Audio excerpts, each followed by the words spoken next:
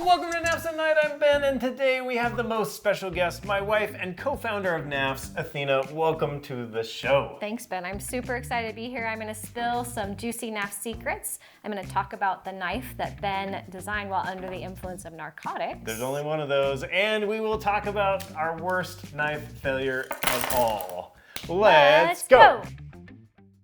If you're new around here, we do a giveaway every single week for subscribers on our newsletter. So if you are subscribed to the Knafs newsletter, you are entered to win every single week a Lander knife. And so head to knafs.com/newsletter. This week's winner was Michael C. from Massapequa Park, New York.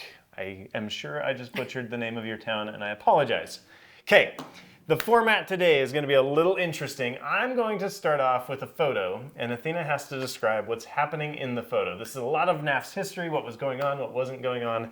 We're going to dive into it. So Athena, here is your first photo. What was happening here? Oh my goodness. Okay, so this is a family cabin, and I have a ton of nieces and nephews. I have 36 nieces and nephews. Yes. 37, yeah. And Ben is in the background, and he is drawing our very first product, the white Knafs poster. The Knafs poster. So Yeah. We've never showed this on the show, but Yeah. let me pull it in here. I'll stand in the back. We just got it framed. We did. This was in the closet for about 7 years. This was our very, very first product. Yep. This was the Knafs poster, and in this picture, I was literally drawing it in the background. Yeah. When I was doing that on this trip, how did you feel? What did you think?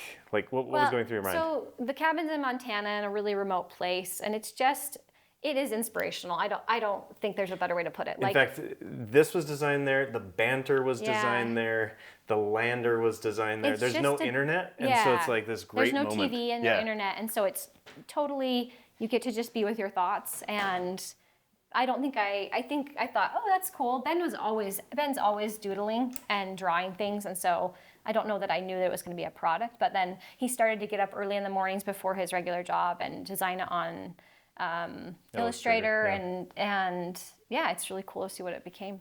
Okay, your next picture, Athena, is this one. What's happening now?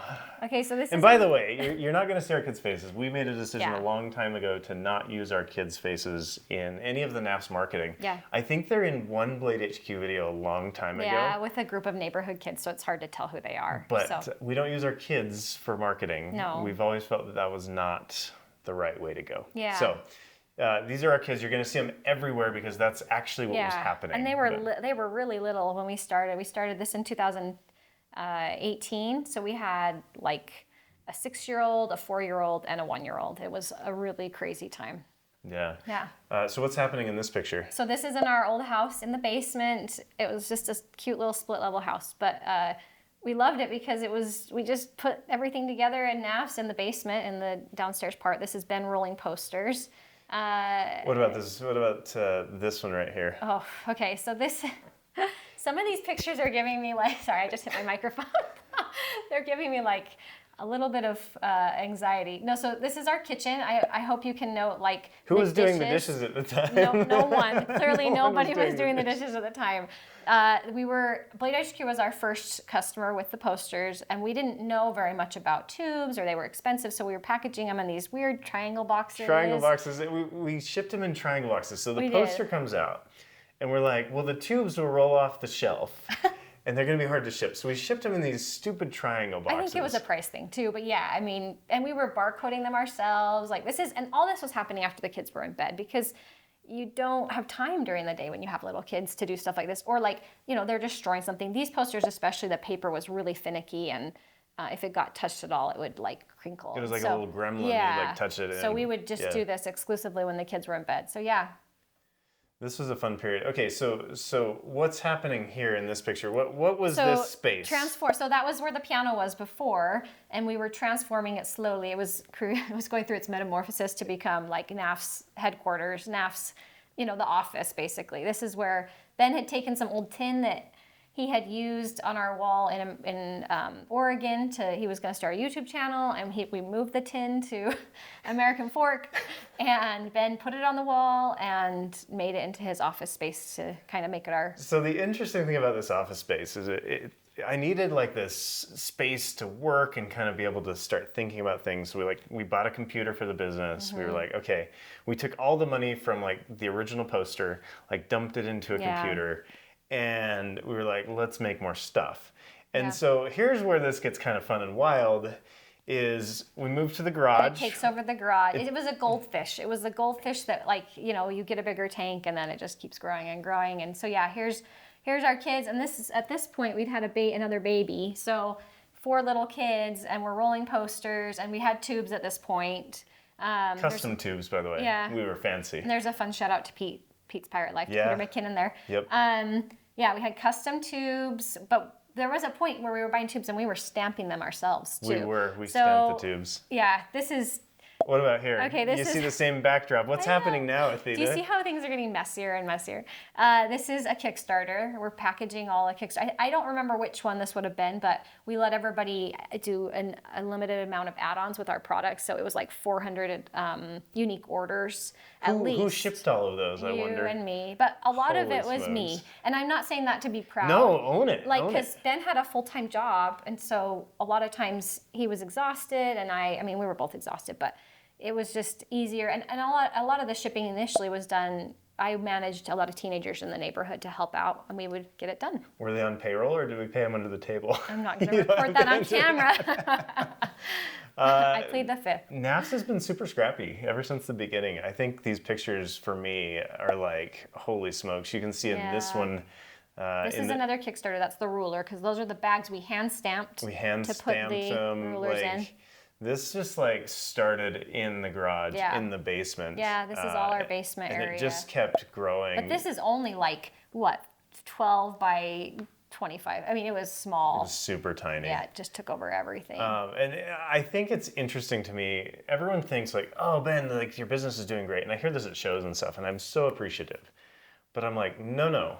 There have been a lot of years where it did not do great. It struggled. It's kind of been this ongoing craziness through all of this. Tell me about this picture. This is kind of the last one in this section. What was happening here? Well, I think we took this to be like a bio picture on our website. Yeah. And I love the little motorcycle is there. Just like the chaos of the garage is represented. The chaos, it's this, showing of the chaos of our lives at that time. I don't think that we ever anticipated how hard starting a business would be.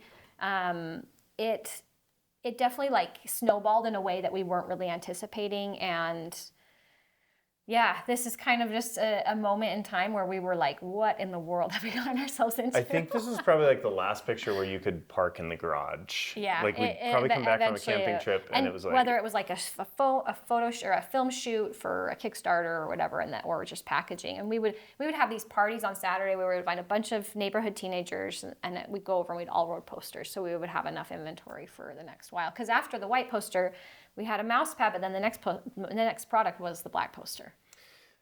What were you thinking through all of this? Like, is it starting to take over your kitchen, your garage, your downstairs? Like what?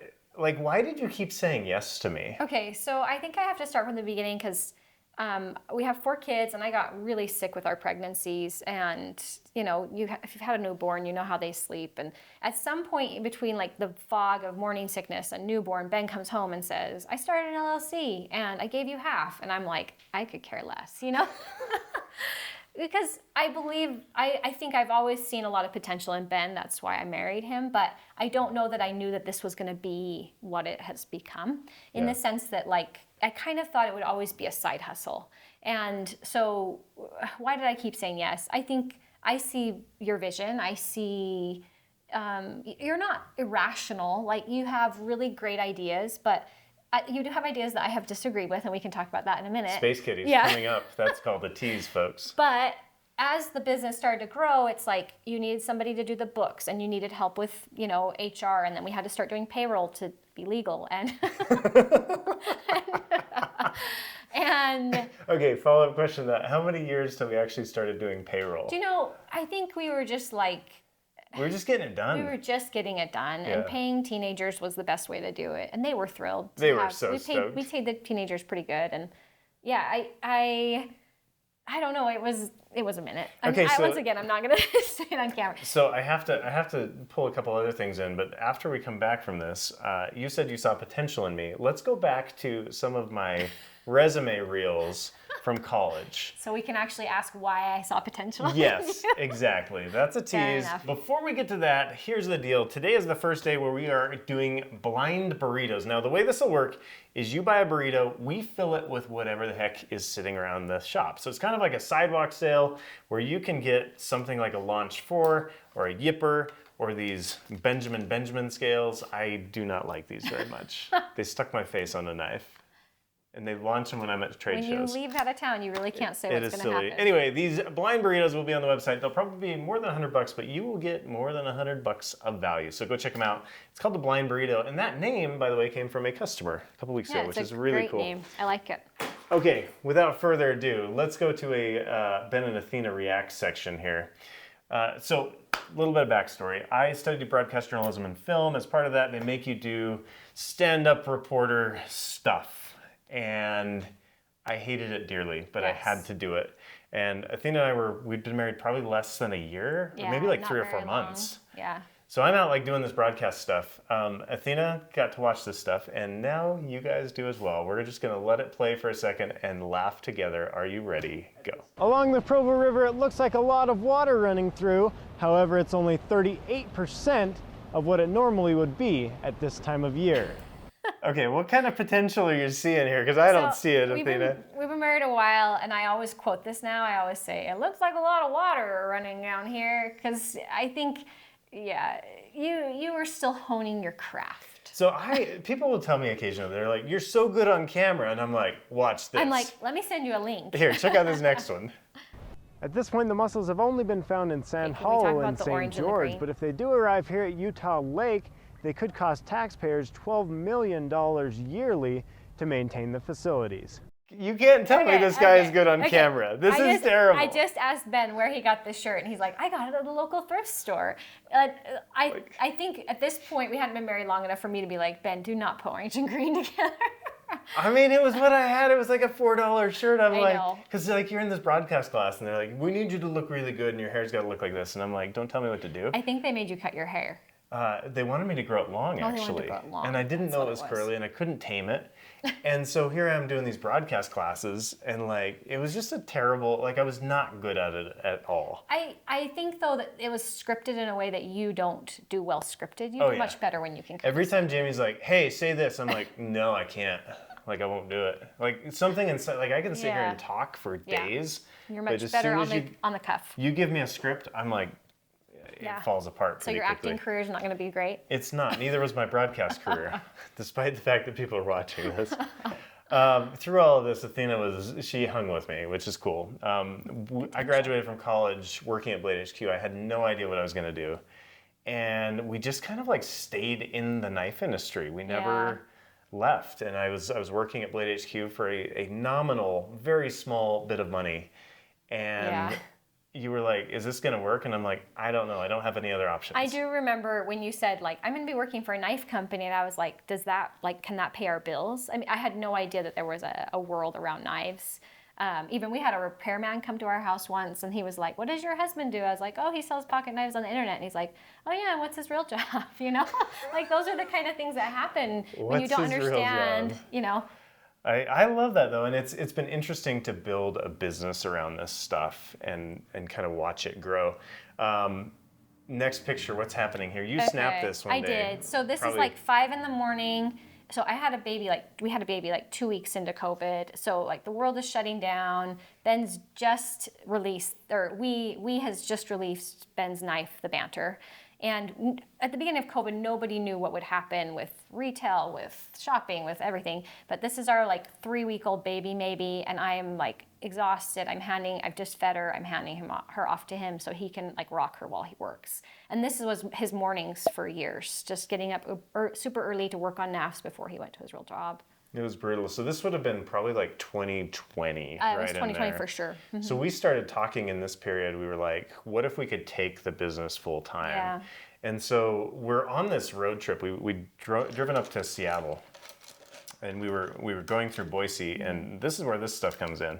Yeah. The Banter micarta. So the Banter had released, the Banter micarta was supposed to come out, and we were certain this was going to be the thing that would like get us over the hump to the point where we felt comfortable going full-time on knives. Because all that money was going back into Knafs. Like we were trying to grow something. We had no capital, so we were just funding it ourselves. Via royalties from royalties from We and Savivi, yeah. So what happened is we're on this road trip and I get an email from We and Savivi, and Angel is like, hey, this We Banter micarta is warping.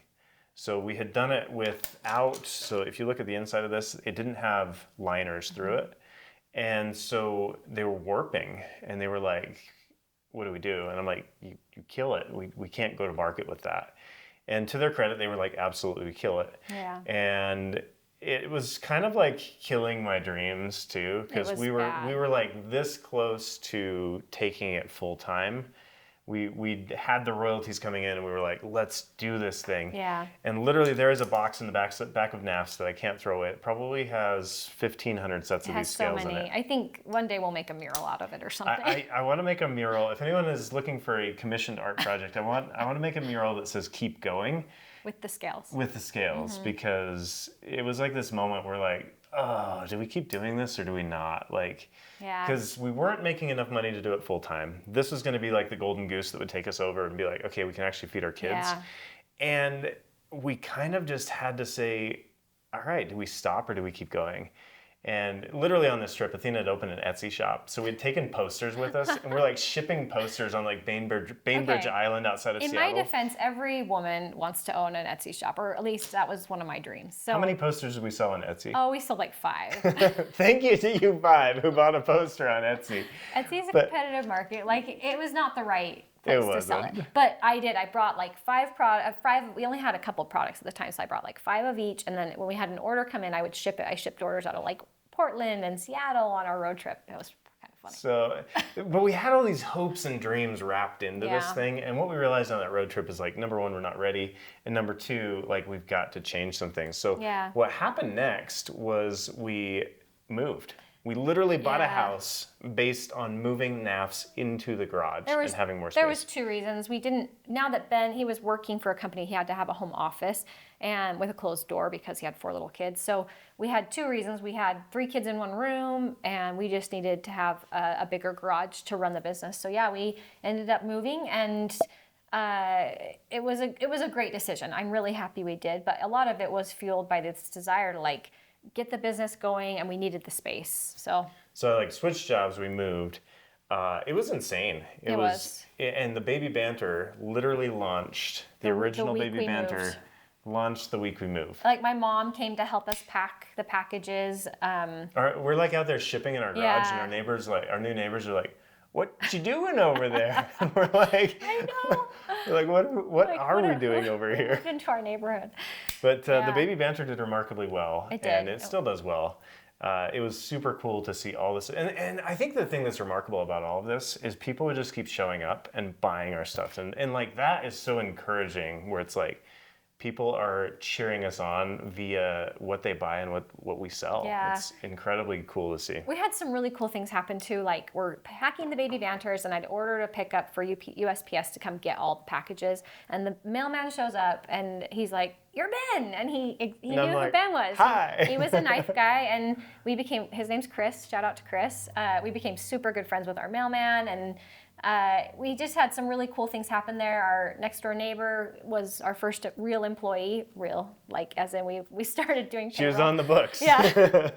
And just an amazing employee. We just had a lot of really great people step in, and great things happen in that period of time. Okay, let's talk for a minute about Space Kitties, shall we? If you're unfamiliar with Knafs. This was during that era, yeah.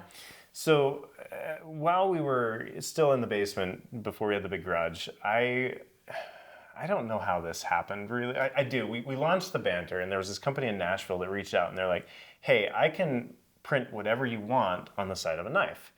And I was like, anything? And so I jumped into Photoshop, took some like Creative Commons images, and threw like a space cat on the side of a knife on this Banter. And it came in, and I started carrying it, and people were like, I want that. And I'm like, there's something in this. And I literally was just like joking around. It had nothing to do with anything. I was just, I needed something to throw on the side. Well, I was like, what if we made 300 units of this? And Athena's like, those won't sell. Those will not sell. Okay, in my defense, because I'm going to sound like a doubter, I didn't know the knife market well at all, and I was doing the books, and I was the left brain side of the business, as maybe how you have a nice left brain too, but it's non-functioning. But I was like, from an accounting standpoint, like, what is this going to cost? What might be the return? I felt like it wasn't a huge risk, but I just didn't. You didn't know. I didn't know.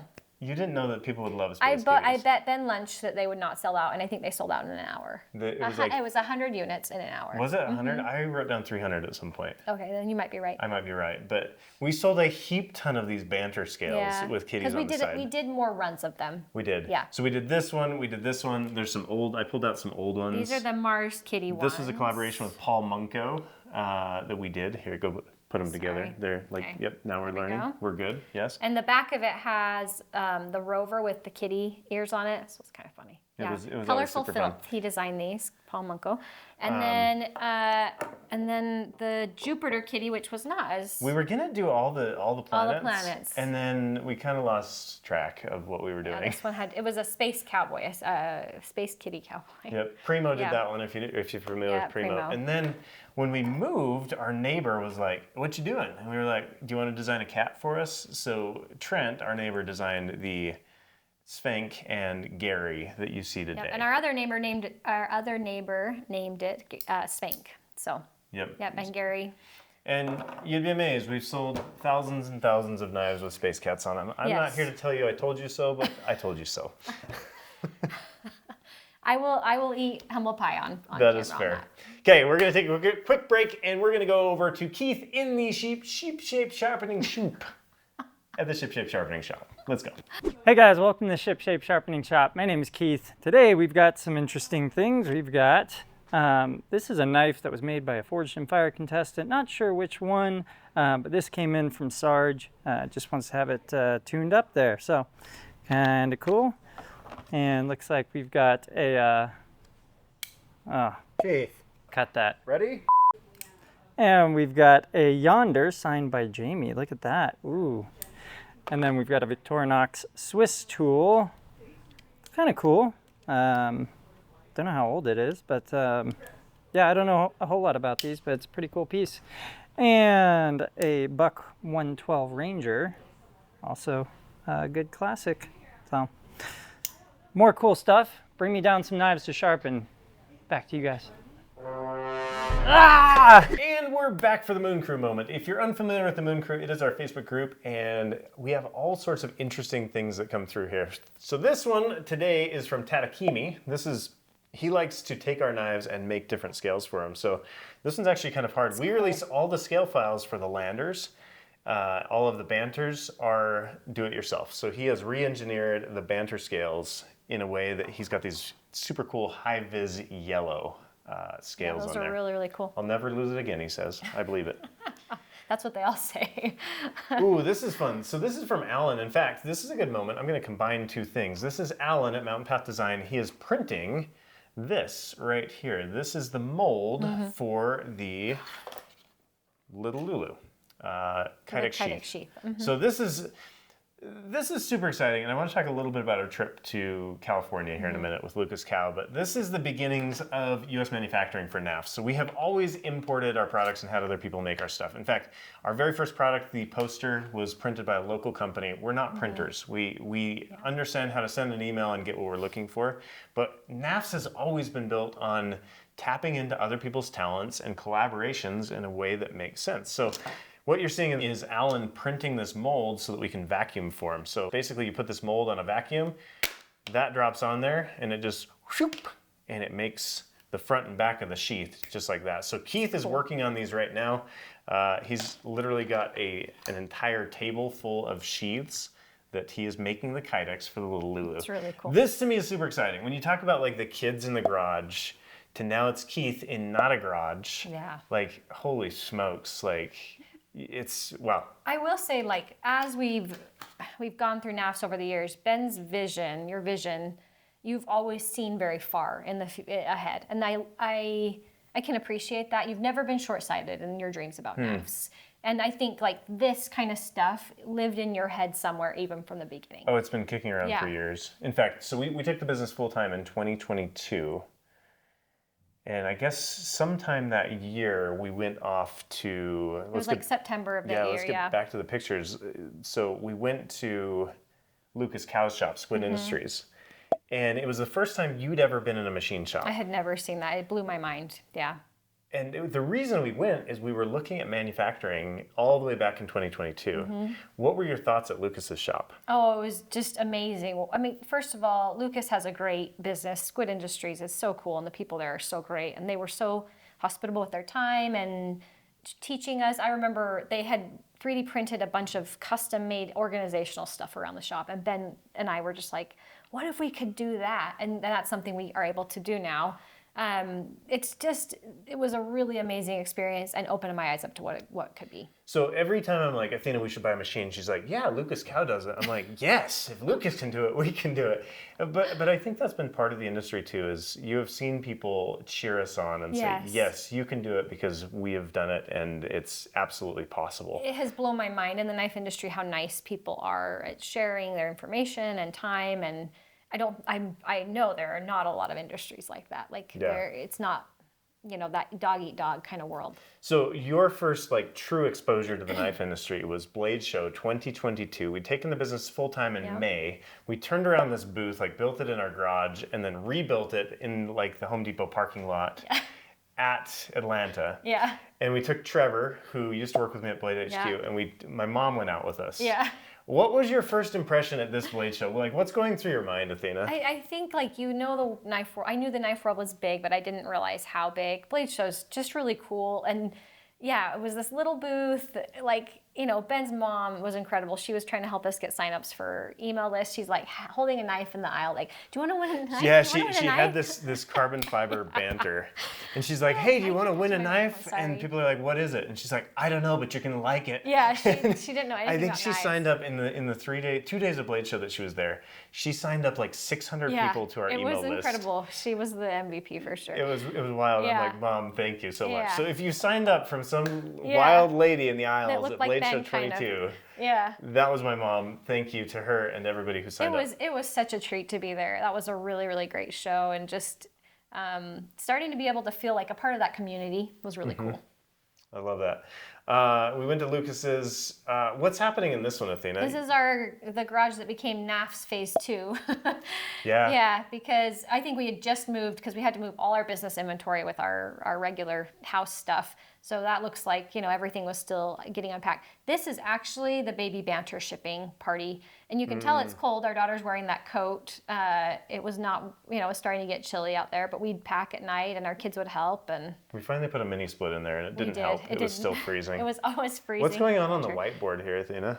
It's probably some kind of brainstorming session. I always say that Ben's brain is like a laser show. So there's some kind of folk music going on in there with lasers, and his ideas are just shooting around. Ben always has ideas, and so sometimes he draws these elaborate diagrams on whiteboards. Actually, not sometimes, probably once a week. Jamie was like, do you need to blur any of this out? I'm like, no, this is garbage. It's not garbage. It resulted in something. Yeah, right? we talk about things in ways that you draw a circle, you talk in circles around this, and then a new idea comes, and you're making progress, but you're kind of talking around ideas a lot. I think I said one day, progress often looks like chaos. And I think that's totally true. When we look at this picture, what goes through your mind here? This one or this one? That was our shipping station. I've got a kid who needs me, but I got to ship orders. This is pure chaos. Nobody wants to ship orders with a tired child on your shoulder. No, and I'm not going to glamorize it. There were some really, really rough times during this period where it's I hate this business. And I don't feel that way now. No, but you've said that many times throughout the process. And it was like a snowball getting out of control. And Ben was so happy doing it. And I I saw the vision, even though it was hard. I do think, and I've explained this to people before, like you get married and you have to learn a level of collaboration in a couple, right? Like in the communication. And then you have kids and you have to learn another level of communication and collaboration. And then, you end up starting a business together and it's this entire new level of collaboration and communication. And I think we've maneuvered it well. Like, we still like each other. We do. But it definitely, like, when you have 4 little kids, there was a lot of complexity to our lives at this time. I'm glad I did it, but I look back on these pictures and I can feel like, oh, that was tough. There were many nights when I was like, I hate this, we're done. And I'm like, what's you gonna do with that inventory in the garage? I told him once, I was like, if you died tomorrow, I would go put everything on the curb with a free sign. And you I wouldn't do that now. Yeah, she's like, yeah, if you're gone, I'm putting this on the sidewalk with a free sign. I'm like, that's gonna be a nice sidewalk sale for everybody who stops by. This is another one, just you can almost see the chaos like starting to bubble into the garage as well. Where it's like, it starts like this and then it starts to like squeeze deep into the space that it's in, and then things tend to break too. So we talked about this one. What was happening in this particular picture with the Torx tools? So the first order of Torx tools we got, the magnets were not, what do you call that? Pressing. They were supposed to be press fit, these magnets. Yeah, they were supposed to be press fit. And they were not. They were not, and the magnets kept coming out, which magnets are a big liability, even from a health perspective. Like, if a kid swallows a magnet, it's a bad deal. So You sound like you're kind of a health expert. Oh Why is that? So by profession, by trade, I'm a registered nurse. So she was an ER nurse for like 6 years. I was an ER nurse, and yes, like I have seen kids swallow magnets. Yeah, like yeah. And here you're like dealing with this problem that I've created. Yeah. We had like 2,000 of these, and the magnets were falling out of every single one of them. There are a couple of times I've seen Ben like not cry, but like physically you can tell like if you watch the blood just drain from somebody's face.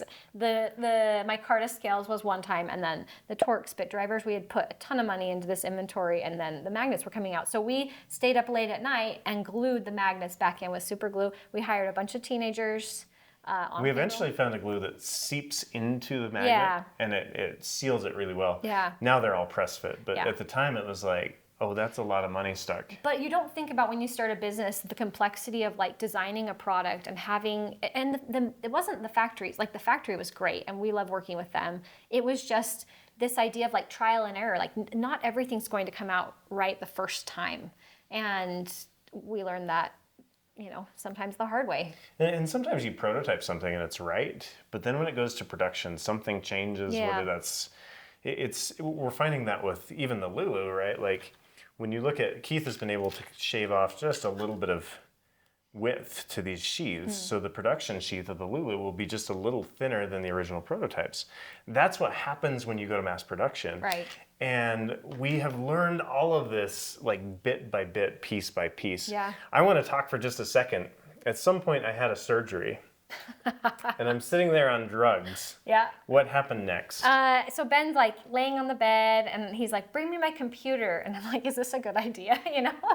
So I did, and he starts designing things, and the result was the Air Jordan Baby Banter. Yep. Although I don't know if you can call it the Air Jordan. Oh, I can't. It was inspired by the 1990s shoes that kids wore. 90s Chicago Bulls. Oh, 90s Chicago Bulls. Okay. So I'm sitting there and I'm like, I'm a jazz fan. Yeah, we got rocked in the 90s. So. Which, if you're from Utah, that's like still lives in everybody's memory. Karl Malone, John Stockton, Jeff Hornacek, and they got beat. And so I was like, well, might as well, if you can't beat them, join them. And so this was kind of the Chicago Bulls knife, but this has actually been one of the best-selling Baby Banter models. Yeah, and I was skeptical at first because of the color of the handle. Like, to me, that would get really dirty, but people have loved it. And a lot of people from Canada called it the Canada knife. Yeah. Like, it has a fun color square there. Yeah, the scheme. Scheme, thank you. Okay, let's fly through a couple more pictures. What is this picture and what's going on here? This is like our first real team that we had. I think this was right before we left the garage. Yeah, pretty close to that time. And good people, just, everybody's helped build a little bit. We talk about how a business is like a railroad, what they would call a railroad platform that has the up and down, What do they call that? We want to know in the the comments. cartoons where they're like going Little up and cart. down? Yeah. Yeah, a little cart. Like businesses are like people jumping on and they help pump your cart and hopefully they stay on and they like it. But people, everybody's lives take different directions. And so these people helped get on and pump the cart and we were appreciative of that. Interesting. This would have been 2023. Yeah. Right as we were leaving the garage. Yeah. Matt Fitz was with us. Jen was with us. Yep. You and me. And then what's going on here? This is when we came to our location that we're at now. When we first saw it, it had been a gym, like a CrossFit gym, and they had all sorts of like motivational sayings written all over the wall. And We should have left some up. we should have. There were some interesting ones, but We don't swear on the show, so maybe bleep this out. But one of them said, "I'm going to make this gym my." Bleep that out, Jeff. And that's the one we should have left. we should have left that because we have gotten our butts kicked here. I think one thing about owning a business is everything is hard. Yeah. Right, the build out was hard. So when you rent a building, sometimes your landlord will say, "Okay, you have a certain amount of money. If you want anything past this, you got to do it yourself." So like, we literally put in this room. It has soundproofing that we put in ourselves. We paid for it. Like, it's a very strange thing to own and run a business.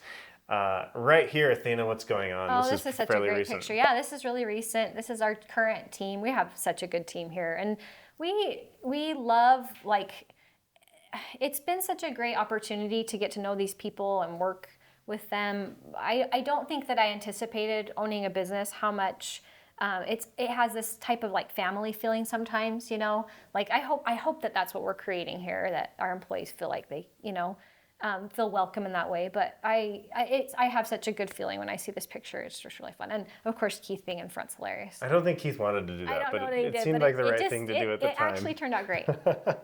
I love that. A couple other things that we always do on the show. We always do comments. So let's dive into the comment section. This first one is from Doleboy Blades. He says, "I have the 5-inch Cobra Knipex, and I was surprised how often I use them. I carry them every day, but I don't keep them on my person. I keep them in my backpack, and the backpack goes with me just about everywhere." He uses them like crazy. So this is from our friend Jonah at Doleboy Blades. I'm just going to shout him out here. He makes this enchilada, the whole enchilada that is a strop sharpening 3D printed sort of thing. A lot of comments on the Knipex, the Knipex. What are these used for? I don't know. I carried them for a week and didn't have any use for them. But I think if you work anything that's not a desk job, these are great. They look like something Zach in the wild would carry. I think he helped popularize them, and more power to him. Yeah. But I could not find a use for them. They're Would you like to cool. carry them for a week? I mean, Stick them I'm in sure that I pocket. could find a. This is from Moises Aspres, 3686. Like how you just glanced over the fact that Austin started as a cart pusher and was in accounting in just 7 years at a grocery store job. That's impressive, assuming you started in high school or something. A little hard charger over there, and that is so true. Yeah. One thing about this is about a year ago, we were like, we need Athena out of the day-to-day of the business. And so Austin was our marketing manager, and we were like, what if he could be the general manager? So we had him start training on Athena's job and rocked and rolled at it. Yeah. And we've been able to extract you from the business in Yeah. part because the team has taken over a lot of what you do. Yeah, Austin took a lot of what I was doing, and that's been so helpful just so I can be at home as a mom more. It's fun. It's fun to see people grow and do well. Yep. This one's from Adidas737. I only know a fraction of a hair about CSGO, but I think some of the most extreme cases of super rare skins items can even go over 1 million. It's super interesting. We were commenting on CSGO knives in the last episode, and somebody left us a big paragraph about CSGO knives and how they work. Fascinating, different world that we don't live in at all. Cool. This is from Jedi417. I have a friend who accidentally brought his trusty old timer to the airport. He realized it before he went through security, and he buried it in a potted plant inside the airport. When he flew back home, he dug it up, and it was still there. That's amazing. When I worked at CRKT, I had one of my coworkers who would always carry an M16, and he would drop it in a potted plant at the airport every single time, and he'd pick it up on his way home. He had like his special spot. He had a special plant. I think he just like bend down, tie a shoe. Yeah. This is fun. You want to read that one from Timothy Volkers?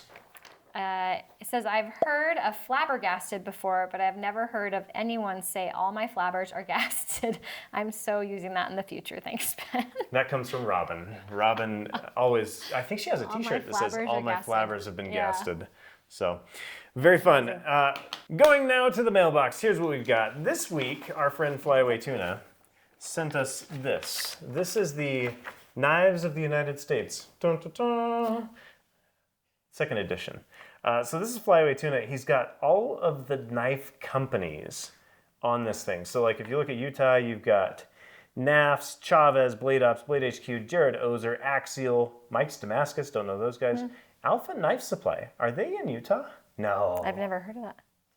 You learn something new every day. This is super cool. I don't know if you can buy it. He left me a note from Marshall. I think this is super cool. A lot of research that went into Tons this. of research and super interesting. Like every state has their knives in it. So like up in Alaska, you've got IRBI, Three Dog Knife, Great Northern Knives. Yeah, and it kind of divides it into production companies, custom makers, and retailers. So. Well researched, Marshall. very cool. Leave it in the comments. I don't know where you can find this, But it's cool. that is super cool. Thank you for that.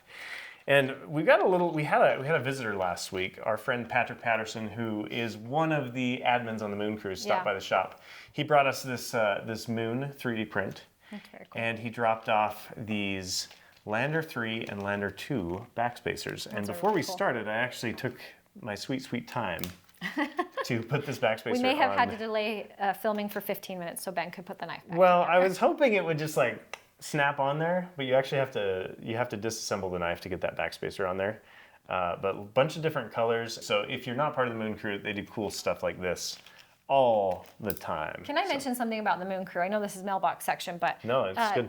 Your vision forever was to have a group that people could talk about Knafs, and I think seeing it grow and seeing it become a reality has been really cool because that was something that from the very beginning we were really excited about. Yeah, and I'm just grateful that people show up. Yeah, right? Like, you guys are awesome. It's never fun to have a party when people don't show up, and I think that's one thing about the entire Knafs ecosystem is our people keep showing up. Yeah. And despite the fact that I forget their names and their faces and what they bought, they keep showing up and they're still part of it and involved in it, and that just means the world to us. Like I think.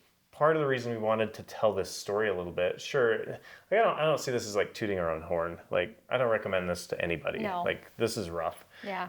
But it's what you guys were seeing on the front end, what you were buying on the front end was like chaos on the back end. And it's been really cool to see people keep coming back despite the chaos. Like I remember when we made these scales, they were chipping. I think we shipped out 200 sets of these scales. They were all chipping because there was a process that went wrong in the manufacturing. And so we reshipped all of them. It was our first most expensive mistake. Yeah. And you guys keep coming back. And I'm like, oh, they're still here. And I'm like, it just warms my heart and I'm very grateful. We have such good customers and there's such a good community around our products. So there you have it, guys. If you have any extra questions for Athena, maybe we'll bring her back for a, what do they call that? An encore? Yes. An encore episode. Drop them in the comments. Thank you for watching to the end. I hope this was an interesting episode, and we'll see you next week. Thanks, guys.